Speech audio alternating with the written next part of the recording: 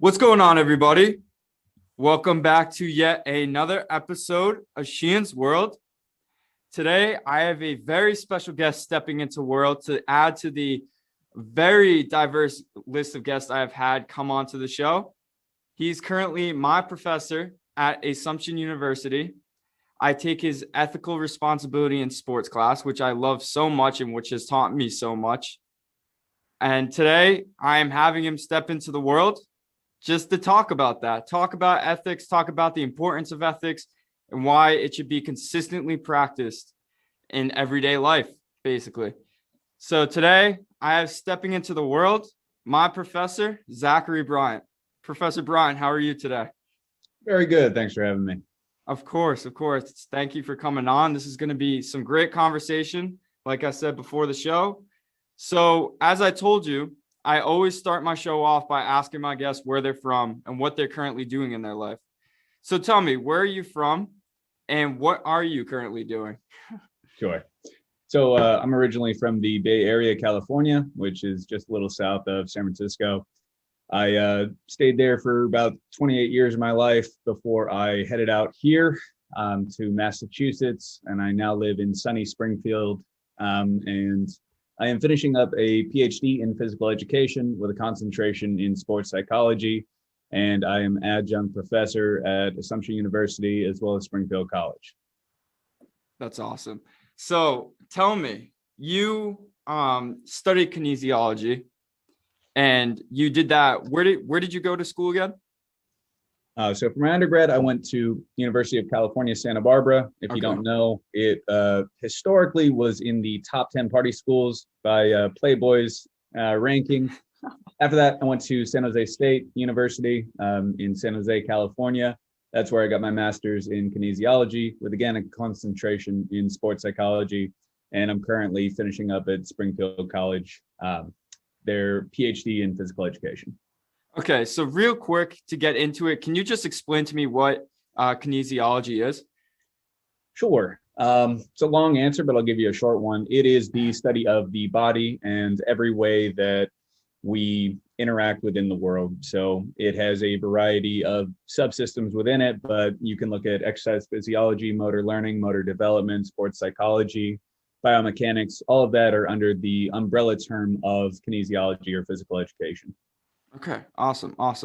So how is it that you went for kinesiology and now it's translating to what you currently do, which is teaching people like me the ethics of sports? Right, it's a great question.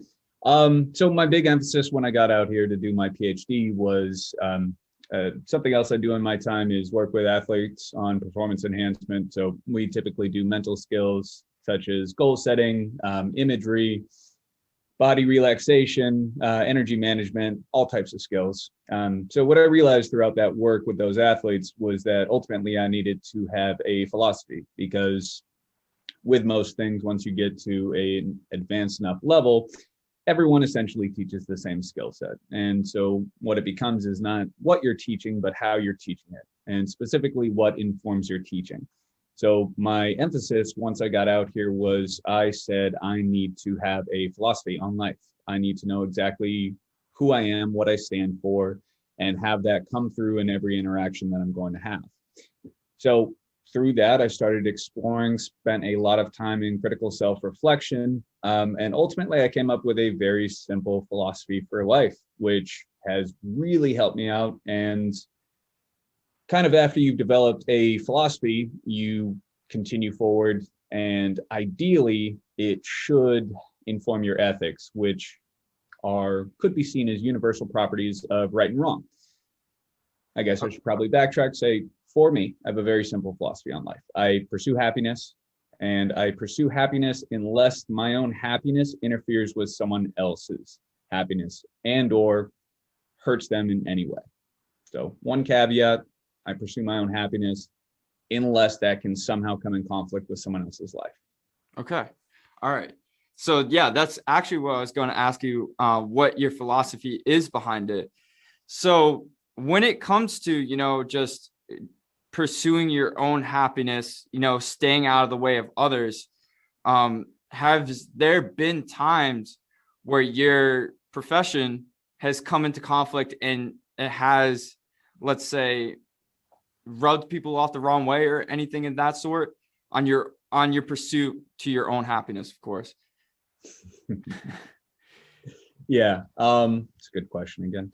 You tend to find, like, as you continue forward and throughout life, you're going to run into a variety of different personalities. I have had the pleasure of working for amazing bosses. So, I mean, I coached baseball for 10 years. Mm-hmm. My first year in college, my first year as a college coach, I nearly quit within 2 weeks just because of how poorly my boss was. So, as a point of emphasis, pretty much me and the rest of the assistant coaches, we all came to the conclusion that he didn't know who he was. Day to day, he could be your best friend and Mr. Nice Guy. The other day, he would be MFing you, chewing you out completely in front of the athletes or to the athletes. He didn't know who he was as a leader. He didn't know who he was as a coach or as someone who taught young men the skills of baseball. Problematically, whenever he would recruit, he was Mr. Christian, which, again, I think it's great if you have religion. I think it's atrocious if you have religion and then violate everything it is that those standards are built upon, which is why I have such a problem with institutions. But he would recruit as, I want you to be a better man. I want you to be a better father. I want you to be a better Christian. And then I want you to be a better baseball player. And then once we got on the field or on the yard, he would consistently violate those principles, violate everything it was that he was selling.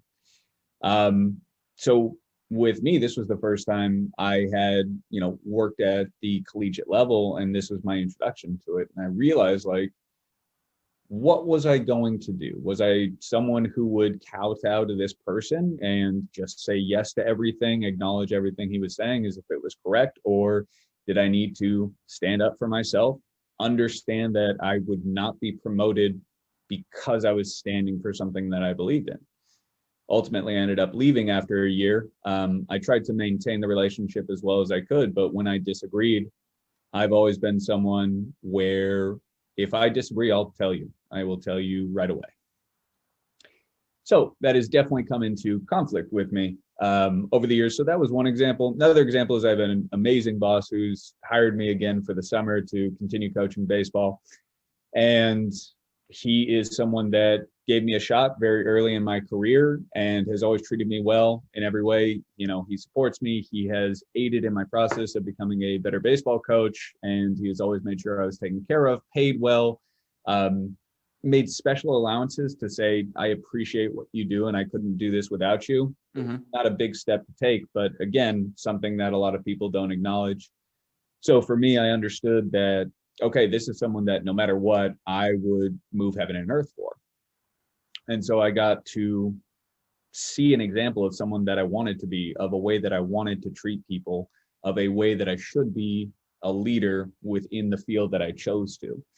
Mm-hmm. And so, yeah, I've had, circling back to your original question, I have definitely had chances or opportunities where my ethics have come in conflict with my boss. I've also had opportunities to grow my own sense of philosophy, personal well-being within a nurturing environment. So I've had both. So with that experience with that coach who's selling something and not really following through on it, what did that really teach you being a baseball coach? How did that help you to become better and understand your players better? Yeah, I mean, it's pretty simple. Baseball is life.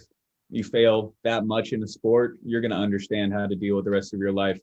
But ultimately, I understood one very simple thing about myself, and I was going to be a man of my word. And that was wildly important to me. Most people will say it. I actually live it. And for me, sometimes that means that I'm going to sacrifice. I'm going to have late nights. I am going to answer the phone at 2 a.m. and drive to the airport. I had an ex-girlfriend that got a DUI at 4 a.m. and called me 16 times until I finally picked up because I'm a heavy sleeper. Oh, so I went, got her, picked her up, and we weren't dating at the time, but I said I would always be there for her, and I was. I've had plenty of opportunities where it's just worked against me. But the thing is, at the end of the day, no matter what, even if I have difficult days, difficult weeks, even if something about my personality may rub you wrong, you understand that if I say it, it's done. I'm dependable and my word is everything. Mm-hmm. And so working with that coach, I got to understand the importance of, if you say something, it's done, or if you say something, it's true. And if you walk through life and people constantly believe that about you, you're going to be in a very good place. Right. Right. And I believe that as well. Like, if you're going to say something and you do it, then that shows like who you are as a person. I've known, just like yourself, I've been through many experiences where, for example, I had a coach back in high school who would say stuff and then he wouldn't follow on his word. And even outside of sports, I have people do the same thing where they say one thing and then they completely do the opposite. So in my own personal experience, I've been able to learn how to deal with it, how not to be, and how to just be a good human being, basically. So from your experience, you were able to take that and you were able to really practice how consistent your word would be, right? Your word wouldn't be empty promises. Your word would be fulfilled. So I got to ask you to keep going with that. When being a baseball coach, and you said you have been a baseball coach for the past 10 years, correct? That's right. What is it that you try to take out of your own, I guess, personal teachings and try to ingrain into your players? What is the most important thing that you want your players to know when being a baseball coach? That's a good question. So, I mean, coaching and teaching are basically the same thing, in my opinion. You know, we've all heard the old adages, they don't care what you know until they know that you care. And it's absolutely correct. I also lean on another practice that I was told early in my teaching career. I had, someone come in and he's actually helping to supervise my dissertation right now. And he said something very impactful to me, which was, I can't teach you anything, but I hope that I can help you to learn. And so I started to understand that in a deep level, because it's one thing to hear the words and it's another thing to understand. Quick side bent. Have you heard of Bruce Lee at all? Bruce Lee, yes. Okay, figured, but past your generation. Anyways, so there's some ancient Chinese sayings, and one of them is, at first, a mountain is a mountain, and next, a mountain is more than a mountain, and then finally, a mountain is a mountain again. And the idea being that at first you don't really understand it, you just see a mountain. Yep. And then you become extremely educated on something. Have you ever met someone who just got into fitness? Yes. Okay, so they start telling you about the exact arm angle you need to be at for the concentration curls and tweaking everything about how you work out, right? So now suddenly this mountain is more than a mountain. It is actually the accumulation of molecules and rocks and ages and this and that. And then eventually you get to a place where you understand something so deeply that it just is, right? That it is just a part of you, right? So for those same fitness people, working out is just a component of their life, right? Eating properly, all that, watching other people do it, not needing to tweak and curtail, knowing exactly what the feel is. So you don't need to have an abacus out and check the actual angle on your curls, right? It just is again. Right. And so I've always really liked that phrase, and it always helps me understand where I'm at with any process.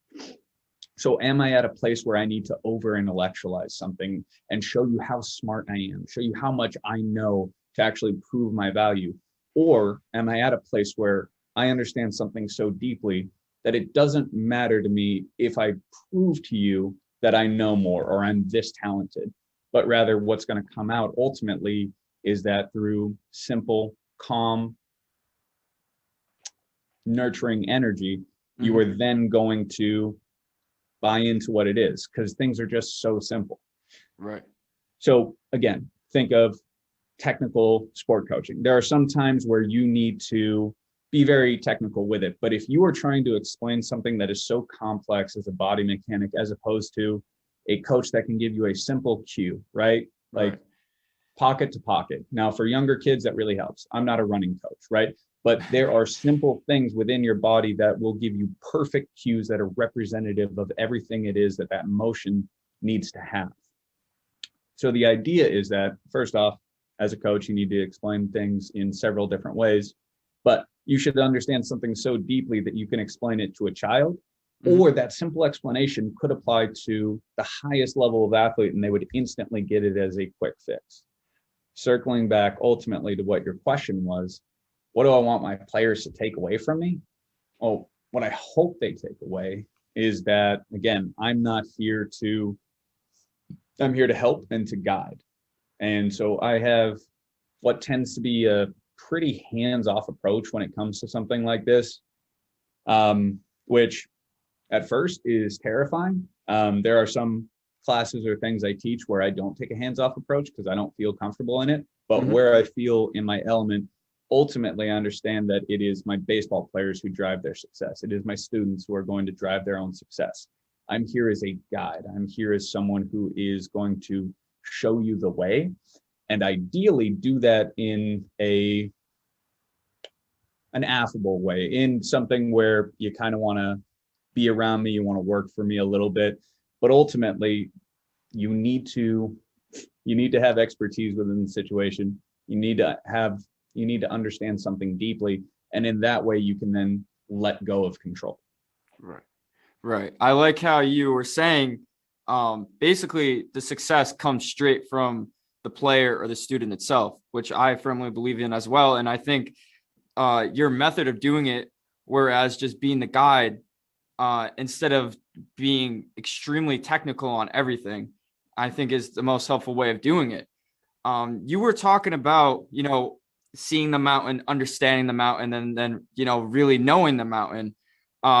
Something that I like to think of, and what my uncle has truly ingrained into my brain is, the I'm trying to think of another word. I'll just say it, the 10,000 hours. You won't become a true master until you get your 10,000 hours in. So with ethics, do you believe there's that sort of 10,000 hours that goes into it? Like, do you believe like ethics is extremely hard to understand, or is it more simplistic than what people think? So I'll give you the quick answer, then I'm going to back up, address the 10,000 hour component. Like anything that's worth having in life, the answer is simple, but understanding it is complex, right? Right. So like anything else, right? So you're stressed out. Okay. So I tell you, but take a deep breath, right? Simple answer. And it's true. Now, unless I can actually get you to do that the right way and buy into the entirety of the process, then it's just kind of words. Right. So very quickly, do you know where the 10,000 hour rule comes from? I do not actually. So it's fascinating. It comes from this researcher named Erickson. And Erickson ultimately studied the difference between grandmasters and masters in chess. So the difference being a grandmaster is the highest level you can achieve in chess. And then you have masters who are nearly as skilled, however, aren't ranked at that highest level. Okay. So ultimately what Erickson found was the difference was what was called deliberate practice. So the idea being that these grandmasters, those who ultimately went on to the highest possible level you could achieve in chess, purposely sat down with a difficult situation and for hours on end made themselves struggle with really, really difficult situations. On the same vein, they would also go to tournaments where they were ranked the exact same. All their opponents were either slightly or equal to or slightly above their own level. So every single thing that they did, even when they performed, was a challenge. It stretched them to their limits. It's where we get this concept. That's getting off track. We'll get back to flow. It's my research. Anyways, so they were always stretching themselves to the very limits of their capabilities or slightly just beyond. And that was what was known as deliberate practice. And then those who only reached the master level, they weren't grandmasters in chess, they engaged with either opponents who were extremely easy or opponents who were extremely gifted, like way beyond their skill level. So either way, they were never ultimately challenging themselves. And this is where this will all start to make sense. There were people that went through the motions, right? When you're at practice, are you going through the motions? Are you doing the work, but you're going through the motions? Or are you specifically focusing on how to develop your skill set to that next level? Are you actually pushing yourself? Because again, practice is where we get there. So the main difference was, if you went to the highest level in chess, you engaged in deliberate practice. Now, again, those 10,000 hours are important, but what he found was that those who got to the grandmaster level engaged in approximately 6,000 or more hours of deliberate practice over their 10,000 hour mark, right? So within their 10,000 hours, at least 60% was devoted to deliberate practice, to stretching yourself as far as you could go cognitively. Wow. So yeah, like what you're saying there is actually kind of wild. So what you said again, like deliberate practice, they're going for the highest grade of difficulty possible, right? That is honestly fascinating, because, you know, when you, as you were just saying, like when you practice, like you're usually just practicing and you're focusing on certain things, but you don't really focus on the certain things that are the hardest, or do those certain things consistently at the hardest level, which makes it so cool just to like hear you talking about it, just because it's so cool to hear you talking about it, because then it makes you think in a different way. It makes you think about how you're practicing. It makes you think, like, for example, in my podcast, if I'm doing it the right way, if I'm practicing it the right way, you know? So that's definitely interesting to hear. When it comes to ethics and, you know, being able to understand everything, and, you know, how it, you know, kind of makes you go towards being a better human being, I guess you could say, why is it so important to have ethics just in today's day and age, especially? So I'm going to try and frame this and not reveal my political leanings, but Okay. there are things that are just going to come through. Quick note. I don't know if you've ever seen all the tweets that go around, the Instagram posts, and it's just like, these might be the websites I'm frequenting, but they find that people who engage or go and pursue higher education, especially beyond the bachelor's level, tend to be left-leaning in nature. Now, left being progressive and then right being conservative. Again, I'm not in a Republican Democrat. I am just saying political ideology. Those who engage in a higher level of education tend to be left-leaning, because what you realize is you become a more critical examiner of knowledge. So the beauty of ethics and the beauty of trying to struggle with your own philosophy is that in ethics, if you read, like, you could go back, read Plato and Aristotle, and it would bust your brain open. And ultimately, you're going to get to one central truth, which is we don't have a universal metric for right and wrong. The only thing that matters when it comes to ethics is struggling with the question and then reflecting as deeply as you can on who you are, where your beliefs come from, right? So trying to reveal the bias that exists within all of us. If you feel like something is inherently right or wrong, first off, is that a universal law? We'll never get to that answer, but does that seem like it is something that could be applied universally to humanity in every situation? Or is that something where you go, well, I think that's wrong, but it turns out you were just a privileged person from the richest country within the entire world, right? So we have these blinders that we need to try and take off if we're going to assess things at a universal level. It's extremely hard. We all have blind spots. We all do it. The key is that we struggle and we reason through it and we try to apply logic as much as we can. It's a difficult question, right? And so why is it more important than ever now? You need to be a critical examiner of information. We need to know that, again, I'm not trying to go too far out here, but we need to know that 50 people in America control 50% of the wealth. We need to know that we produce as much food as we do in the world, which could feed 10 billion people, and over 50% of it is thrown away. We need to know that we have literally housing for everyone in America plus 20%, right? So looking at it from any perspective, we shouldn't have world hunger. We shouldn't have homelessness. We have the richest country in the world. If most people can agree that 20% on taxes is pretty fair, And then once you look at our gross domestic product, right, which is $20 trillion, if we had 20% of that, now we're talking $4 trillion to spend, right? Right. Across the board, which is more than we have. So we can take economic principles, we can just look at the facts that are there, and we can say, okay, is this right or wrong? If you have enough food in the world to feed all of it and then some, or you can house everyone in the world and then some, to what reason are we then saying we should have homelessness, we should have starvation?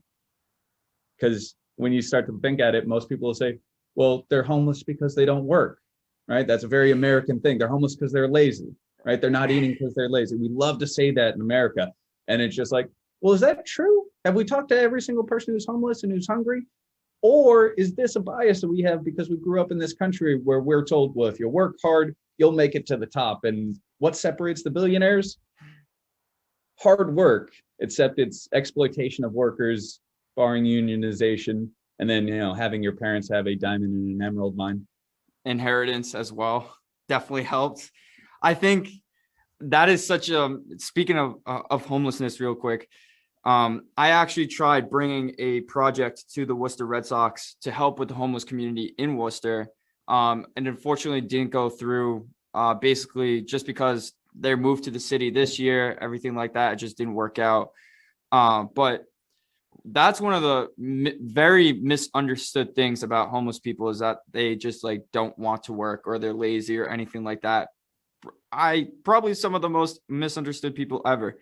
I think it's a very good point to bring that up, because again, like not a lot of people will think about that. Not a lot of people will realize that, that homeless people, they're not there because they want to be there, or they're not there because they worked hard or didn't work hard enough. It's because they were given unfortunate circumstances, right? From either the very beginning or somewhere down the line, they were hit with something. And I think the homeless, again, like there's many people that say that, finding a home for a homeless person is impossible. I don't really believe 100% in the impossible, because I think things can be done. It's just a matter of, putting the right effort towards it. But I see it all the time in Worcester. I see this one homeless man.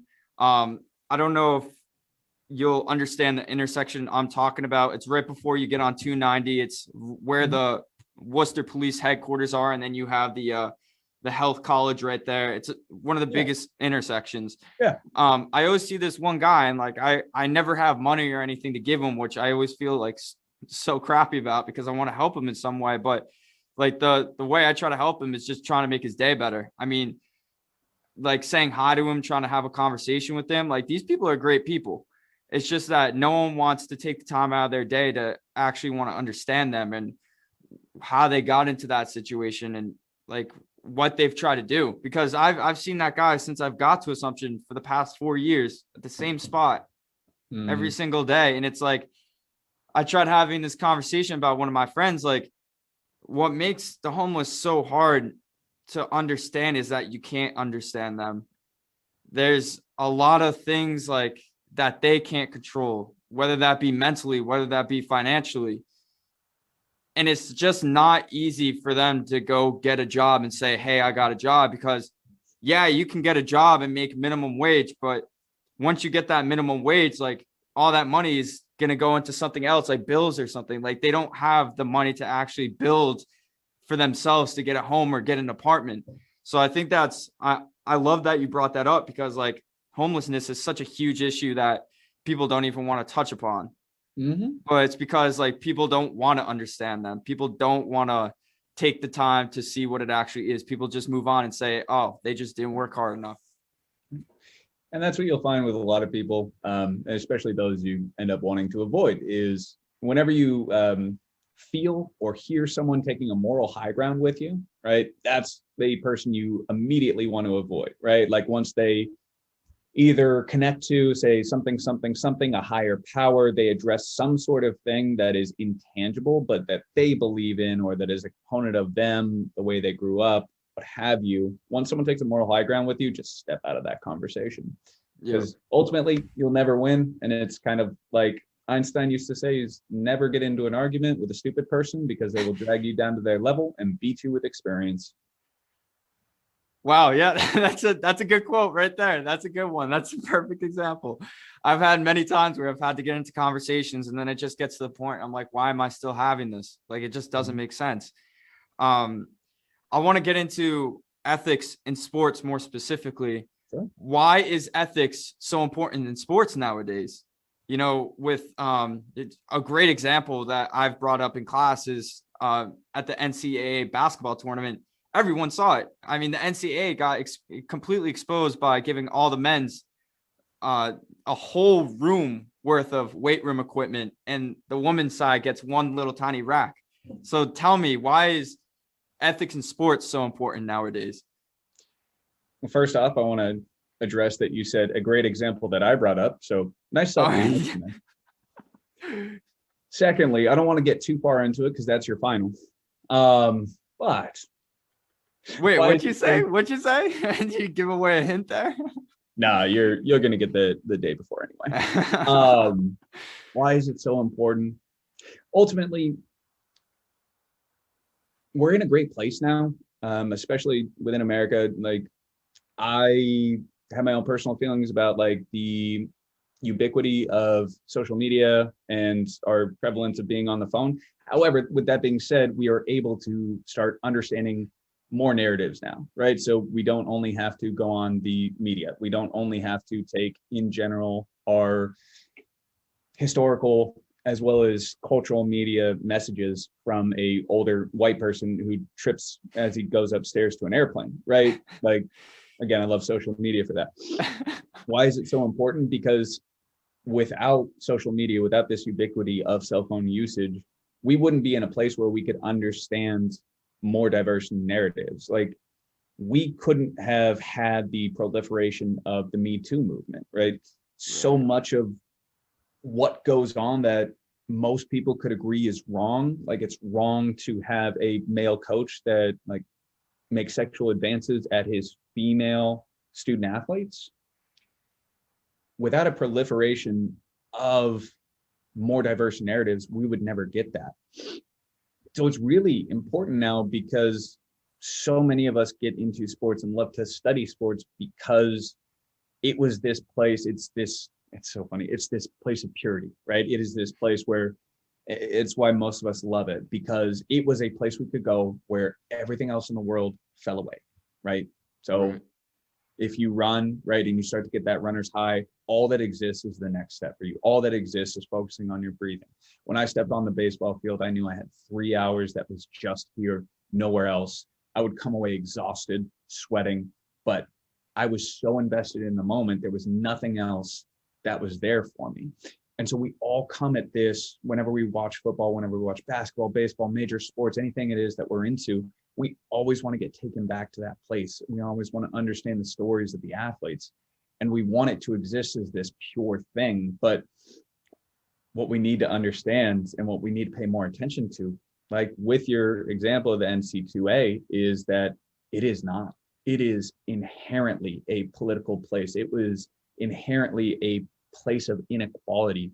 It is, by its nature, since it was designed, a place for the haves to beat the have-nots. And so understanding that helps to break down the illusion of what we think sport is into what it actually is. And then we can begin to appreciate it again for what it actually is and not what our fantasy of it is. Right. Right. I think. You want me to explain what it actually is? Yeah, no, keep going. Keep going. I was going to say something else, but keep going. Okay. So it is a place where you do get to showcase your will, showcase your effort, and take it there. But it is not strictly that place where nothing else in the world exists. Like, we can appreciate the players and the work that they've put in. We can appreciate the tactics that are happening.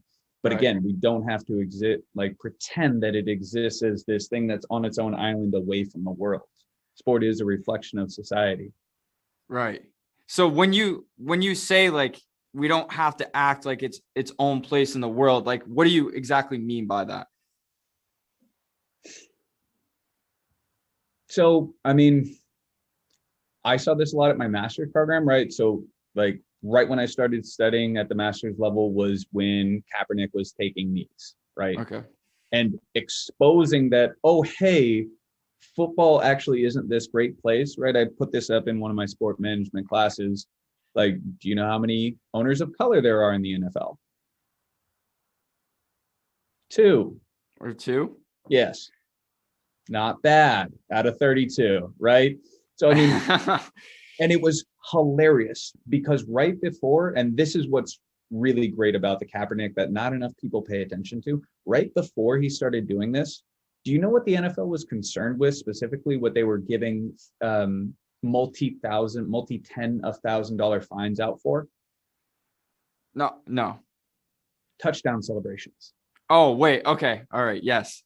They were more concerned about that. Yes. So right before, right? So that is creating a problem that isn't a problem, right? That is looking at sport as this thing that only happens on Sunday on your TV. And we need to make sure that it reflects the values of America. We need to make sure that we don't have these people dancing around celebrating, right? We need the Belichick to do your job. And Kaepernick goes, okay, great.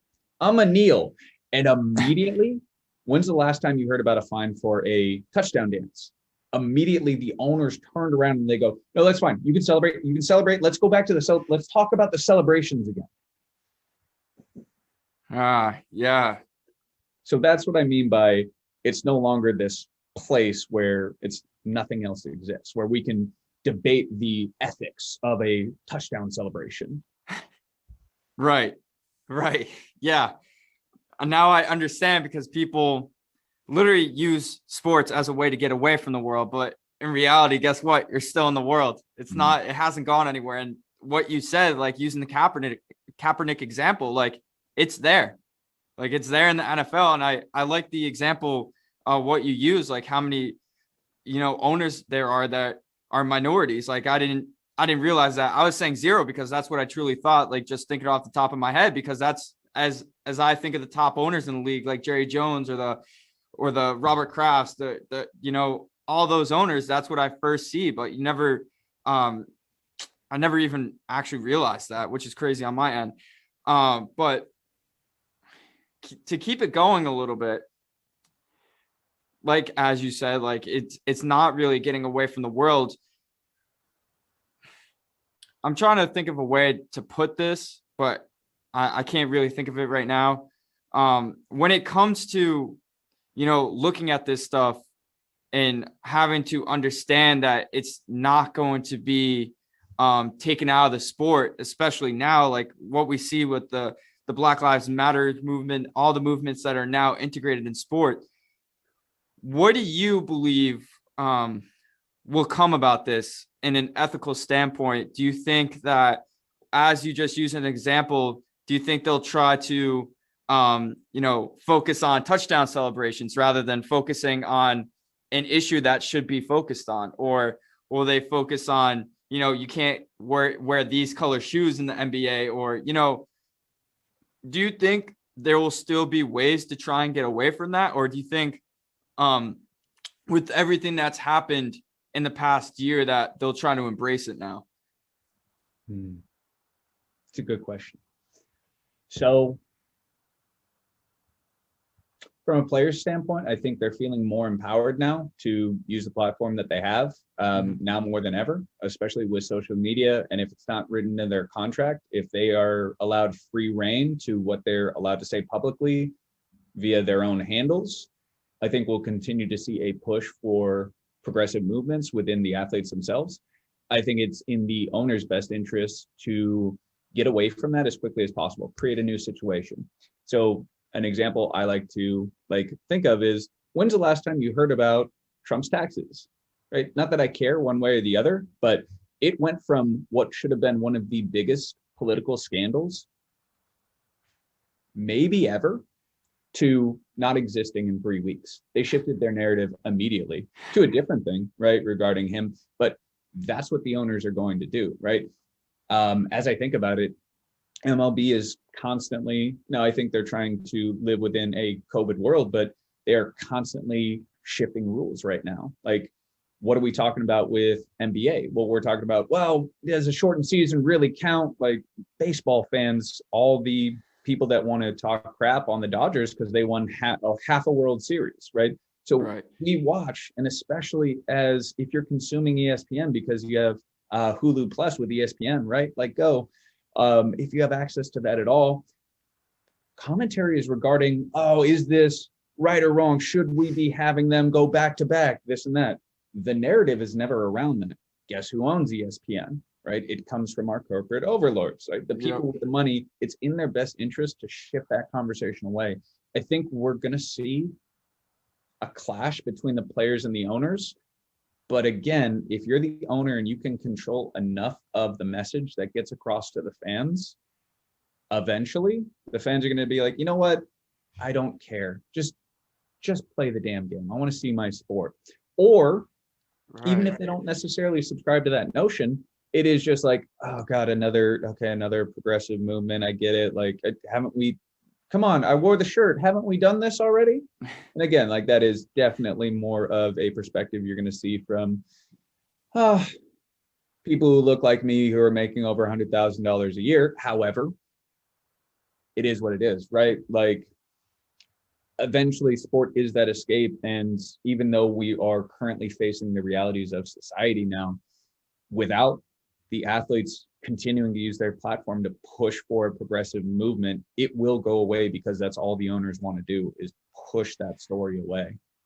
Yeah, that's definitely interesting that you bring that up. And now that you do bring that up, I think about it and realize it even more. Like, honestly, again, like with the Kaepernick example you used, hey, he was trying to get involved in like real life stuff. And then you wanted to go focus on touchdown celebrations, right? Mm-hmm. Oh, we should be focusing on the player's health. Like you can't cram, in my opinion, you can't cram 72 games into an NBA season because you got to look out for the health. Mm-hmm. No, let's shift it to a different narrative. Very interesting you bring that up. And I hope that opens, the eyes of a lot more people, because why is it that we're focusing on the dumbest stuff that makes no sense, but we can't even talk about real life issues? And I think the owners, as you say, again, like they're the first ones that are about getting away from real life issues. They don't want to talk about the real life issues. And I think it's important. Did you see that Dwayne Wade is becoming an owner of the Utah Jazz? I didn't. That's awesome. Yeah. Yes. And I think that's huge, because then you're getting guys like Dwayne Wade who have gone through all of this, who are now going to be able to have a say in this, and not just a say for himself, but a say for all the athletes and players amongst the leagues. I think it's very important. And as we keep going a little bit, I think, Kevin Garnett was trying to become an owner of the Timberwolves. I think LeBron James, I think that's not a question. I think he's going to be an owner of a team one day. So I think as those guys start to integrate, who have gone through this era that we're going through currently, I think more of those conversations will be integrated into what they talk about. Or how do you see it? How do you see it off of what I just said? So I'd be careful with using, well, I guess I was thinking of Michael Jordan instantly as he became a Bobcats owner. And in my head, he is not an example I want to hold up, right? Like he's very much, because one of his biggest examples was O.J. Simpson. Now, I'm hoping you listened to enough hip hop in your life that like you've heard Jay-Z, right? Yes, Jay-Z, yes. So the song OJ, right? So OJ came out with "I'm not black, I'm OJ," right? So he said, "I'm gonna sidestep the race conversation. I'm not gonna be a part of it. Keep paying me my money." Jordan was very much the same way. He was never outspoken about anything, like as far as what he faced. He knew he was in there to make his money off endorsements because he was the world's most famous athlete at that time. So like I got worried when I saw Jordan become an owner, because I said, you're not going to do anything. Like you're involved with, like you are Nike's baby, and Nike's got some very interesting decisions in their, let's say, hiring and production processes. Right? So, okay. I mean, you know where all the shoes are made. You know how much they pay for their shoes. Yeah. Anyways. So You're paying for the logo, not the clothing. yeah, does look good though. Anyway, so with Wade, I think we might actually see a little bit of difference being made, but he has also had the experience of being. Do you know anybody that's got a bad thing to say about D Wade? Not really. There's another book that I was reading a few years ago. Except for Rashawn Rondo, maybe. Rashawn Rondo probably has some bad things to say about him, considering he like broke his elbow. That's fair. That's fair. But for the most part, like that is someone who, much like Derek Jeter, right, who's another player owner, much like Derek Jeter, most people only have good things to say about him. You can be a hardcore Red Sox fan and be like, I mean, whatever, I don't like the guy, but he's class act, right? And that's kind of how a lot of people view D Wade. So with that experience where, again, you kind of came up as the likable someone who could almost be a NBA representative, an NBA politician, you may find that he's more willing to play the corporate game than the player game, right? Meaning he's not as willing to push for player interests as he will be to be seen as a good owner, right? Because look at the conversation around Phil Jackson. It wasn't because he was always a player's coach, right? But he became an owner. And then all we would talk about is how much of a terrible owner he was, right? Because he wasn't winning enough games. He wasn't making the right moves, this and that. And it wasn't, well, maybe he's actually doing more for the players, like helping their experience. But all we want to talk about is, well, you were a player, then you're a coach, then you're an owner. All people talk about with Jordan is like that his teams are a joke. Right. No, they really are though. So it makes me worried, right? Because again, he may be someone who, he's taken to social media. He's like gotten on, he's with the movement. So I'm about that, but he may be someone who wants to be seen as not only like progressive and acknowledging the movements, but like a skilled and savvy owner. Like he can be that first one to make the transition. Right. So with owners, I guess you could say, like, when we were just talking about it, like when Michael Jordan became an owner, you saying he played the corporate game. So when you become an owner, do you think like D Wade becoming an owner now, you kind of just said it a little bit. Do you think that is the way they always try to go? Do you think they consider, the player first over the money? How do you think the situation is becoming an owner and seeing how all the other owners do their work? I think if we ever see it, the first example that we'll see of a former player becoming an owner who emphasizes the needs of the players is going to be LeBron James. If he ever gets there. I firmly believe that too.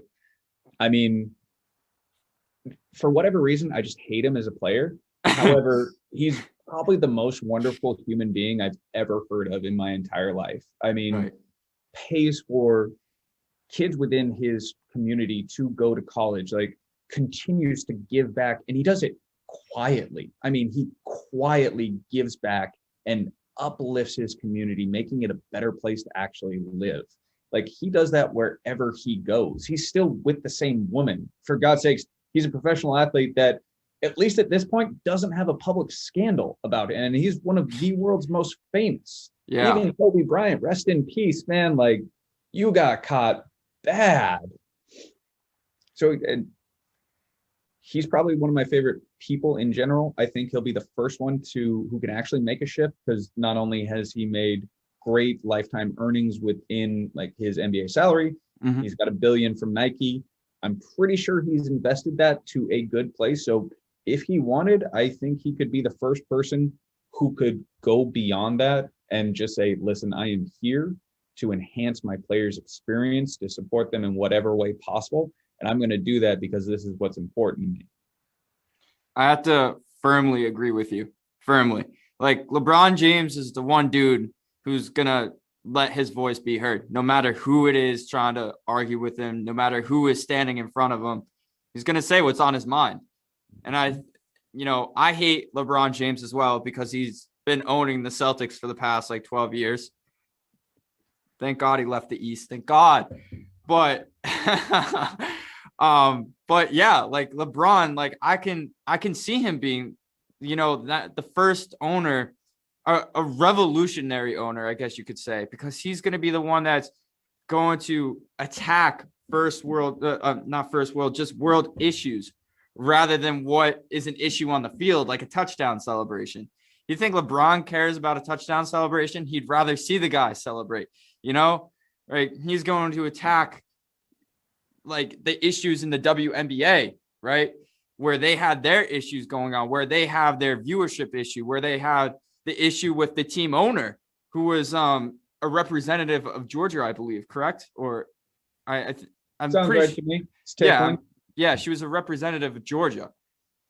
She was the owner and then she sold the team, which is good because like I don't think she should have owned it after the stuff that was going on. But with LeBron James and all that he's done and the amount of hate that he gets for what he does is kind of unbelievable. I could see that out of him, honestly. I could see him doing the right thing rather than doing it for the money, because he does at this point. Like Michael Jordan doesn't really need money. Michael Jordan is set on life. I mean, a lot of those owners obviously don't need money, but then again, their passion is to get more money rather than being passionate to try and solve issues or fix things. Well, yeah, the difference is like using it as a financial investment and or not, like, because that is literally just a business for them. Right. And some of these owners, I feel as though they look at it as they're playing a video game. That's how my Robinhood account is. I think I care about UAL, but they are making me money hand over foot right now. Oh my God, Robinhood. Oh, that's another conversation in its own right there. Yeah, Robinhood, like a video game. Dogecoin. I made my money off Doge. That was fun. Yeah, Doge went up a little bit. I invested at the wrong time, and then they came crashing down. I'm down a lot. Whatever you do, don't invest in Doge right now. Wait until you see a peak. I was lucky. I was way back in the beginning when it was like a third of a cent. Yeah. You got your payday. I had it back in like February. Mardo right. And I were holders of it, and then we sold it. And then, of course, it had to skyrocket. Yeah, no, bad decision. Yeah. Bad decision for sure. Could have seen a lot come out of that. Why you got to go long-term with everything. Yep, that's why I have to be patient. Nowadays, people want it done right away. Being a college kid right out of college, they want you to get a job right away. That's why I'm struggling so much right now. I'm so anxious about it. I'm supposed to have a job as soon as college ends. That's what it is. That's the stigma, though. Don't buy into it. It's all nonsense anyway. No one's going to care. Yeah, no. No one cares. No, they're not at all. No. Just got to get on your grind in your own way, That's what it's about. Before we end the show, because we're coming towards the end of the show, I know, like my PowerPoint, I had a time limit on it, but I went over, unfortunately, like I did yesterday in my presentation, which I apologize for. I want to ask you one more important question, which, coming from an ethics professor, a lot of people would probably enjoy hearing. And we've had this conversation in class. Should, in your opinion, just to end the show, should college athletes get paid? Yep. Why? Simple answer right there. Yep. Now why? I mean, it's easy for me, like outside of like making sure there's food or scholarships or any of that. Like if there's profit made from NC2A athletics, it should go back into their pockets. Full stop, end of sentence. Like from a moral standpoint, like the college isn't reinvesting that and getting better professors so that you have a better education as a student athlete at, well, UC Berkeley doesn't count, but anywhere else, right? At Alabama, no one gives a crap about who your professors were there. Like essentially all that's happening is that licensing, merchandising, all that's taking place.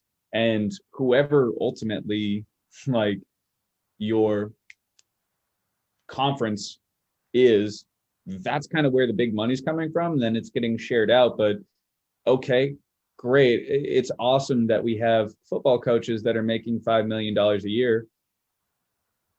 fuck that. They don't need that money. Yeah, Give dead it to the ass. 22-year-olds who are going to stop playing football, basketball, whatever after this. And if it's in, the small sports, golf, whatever, they'll be fine. They'll go on, but like give them a little taste. But there is no reason why we need to continue having $100+ million stadiums, coaches that get severance packages of $5 million that make more than their athletic director. What are we doing here? There's plenty of money to give to these athletes. And there's plenty of money if we're looking at it from any sort of a sharing perspective that the big D1 schools make enough throughout all the SEC and the Pac-12 and our major divisions that we could trickle that down. Yeah. I'm in agreement with you. I am. Like we had this conversation in class. I got shit on it for it basically because I was in agreement. I'm not going to bring up the specific example that was made. But the person who made the example, your experience is a lot different from what other people's experiences might be, and a lot of these kids, although they may be going to a D1 school, it doesn't necessarily mean they're getting the D1 life of getting free food, getting all the extra things that go into it. Especially these athletes are basically, they know what they're gunning into. They know they're going to college to play that sport. They know that they're not going to make money. But there is no other route for those, at least they don't know there's no other route for those players to go, right? They join the NCAA because that is their best chance of getting to the next level, right? But once leagues start to form, I think this will happen down the road. I think once, or it's a possibility, I think once like amateur leagues start to form, if it is possible and sustainable, then a lot of those top athletes might say, screw the NCAA and go play in that amateur league where they're actually getting compensated for it. Now,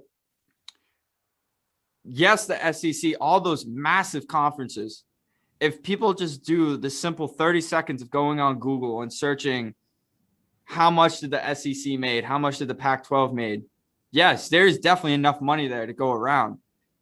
How, in your opinion, would you distribute that money? Would it be like they get like a stipend to go get food, or, is it like a salary that these college athletes would get? Like what, in your opinion, would be like a good way of compensating these college athletes if they should get paid?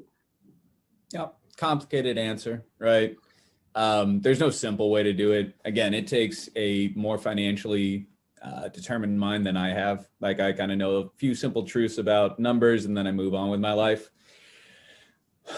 What would be the most fair way to do it? Honestly, at the end of the day, like if nothing else, you should have as much money in your pocket as someone who's working a minimum wage pizza job at 25+ hours a week, right? If nothing else, it shouldn't be a slap in the face because ultimately that's what you're giving up. Like you are still engaging in that time management skill because, well, let's just pretend it's actually only 25 hours a week instead of what it actually is. But as we go with that, like there should at least be that limit, right? Like whatever your minimum wage is within that state, like you should be compensated. And again, I'm not saying that what you do is minimum wage. I'm saying as a starting point, not a bad way to go about it, right? Because if nothing else, you're still reaping those same benefits. You still become someone who is a previous college athlete, but at least if nothing else, you get to walk away with a degree and then maybe you have an extra grand in your pocket every month, which again, at 22 at least it keeps you in beer money, like if nothing else. Yes. I can attest to that. It does help with beer money.